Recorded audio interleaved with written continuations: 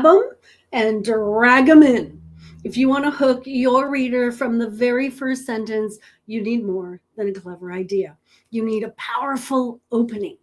The best selling nonfiction books do not start with dry explanations. They start with emotion, tension, curiosity, intrigue, awe. I'm Melody Ann, and in this video, we're breaking down how 5 best-selling nonfiction authors can craft unforgettable openings and what we can learn from them to level up our own work. The first book I want to talk about is The 5 a.m. Club by Robin Sharma.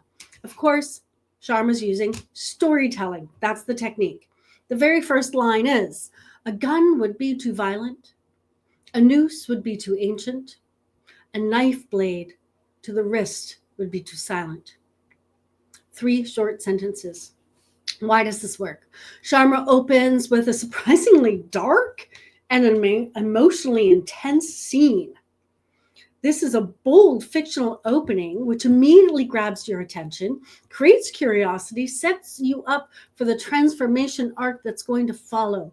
It breaks genre expectations and immerses us, the reader, in a story before introducing the book's personal development concepts. So the takeaway is, don't be afraid to start your nonfiction book with a powerful, emotional, loaded scene, fictional or real, that dramatizes the stakes and draws readers in from that very first sentence. All right, let's look at Start With Why by Simon Sinek. He's going to do some scene setting, and he's going to do some short rhythmic sentences. Here's the first line. The goal was ambitious. Public interest was high. Experts were eager to contribute. Money was readily available. So why does this work? These are short, punchy series of statements, very similar to what Sharma did, that build, but in this case, he's building momentum. He's setting us up for a case study, the story, I believe, of the Challenger disaster, but he starts with a tone of optimism. This contrasts with the narrative tension that is about to grab us. The rhythm also gives it a memorable and persuasive feeling. So what's your takeaway here?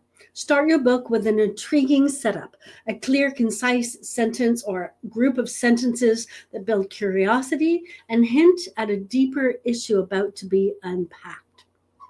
Next book, The Power of Habit by Charles Duhigg.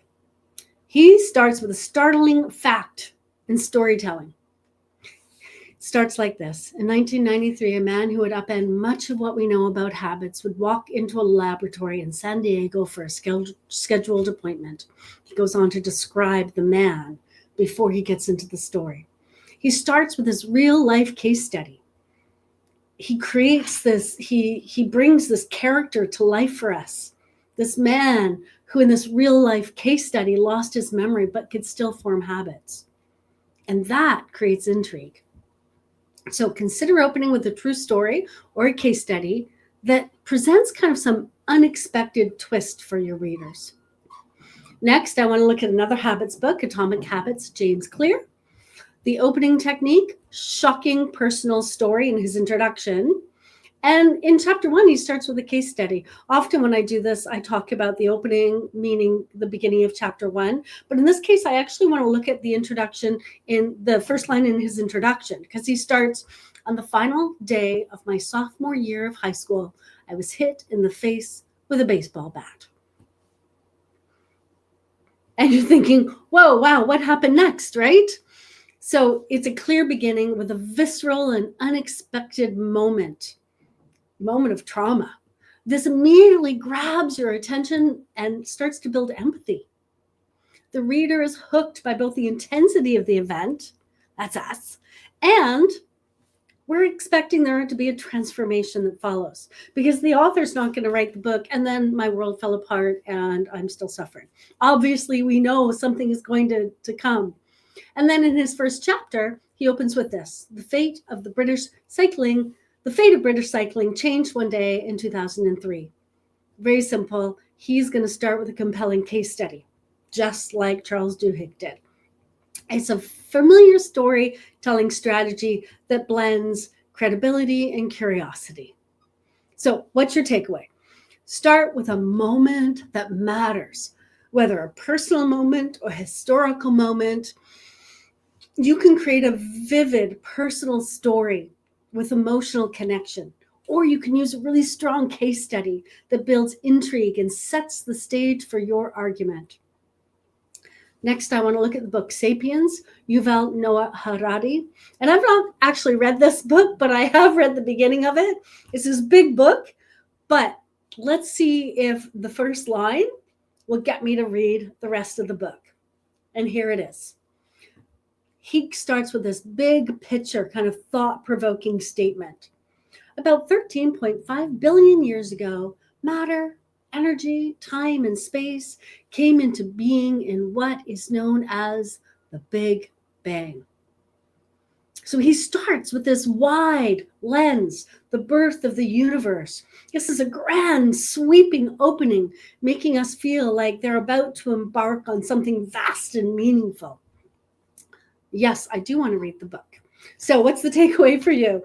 If your book covers big ideas, consider starting with this broad, universal truth that sets the stage for your argument. Okay, what can you do next? I suggest we're going to apply these ideas, these openings to your book.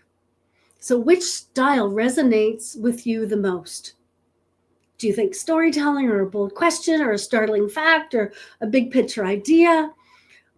You want to start your book like this. So you could do a personal story, start with a moment that changed everything for you. You could ask an engaging question, pose a question your book will answer. You can give us a startling fact, right? Find a shocking statistic or real life case study to lead with, or you can do a big picture opening, set the stage with a universal truth or a big idea. So what can you do right now? Review the first 100 words of your book and ask yourself, does this opening create tension, curiosity, emotion? If not, try reworking it. Using one of these techniques, if not, I just messed that up. Try reworking it using one of the techniques you've just seen. And we're going to leave that in. Number 2, collect opening lines from your favorite books or books in your genre. One of the wonderful things about looking at books online, you can often open them and read. So you can just go and look at books in your genre, books like yours, or maybe not even in your genre, but nonfiction books that you remember loving. And go look at those first lines. Create yourself a swipe file. Study how authors grab attention in that first line. And then, like Austin Kleon says, steal like an artist. Borrow their rhythm, their structure, their tone. Don't steal their ideas. So number 3, download our free guide From Overwhelmed to Writing and learn how to build momentum in your manuscript, starting with your very first page. So keep writing, keep telling your stories to the world. We need to hear them.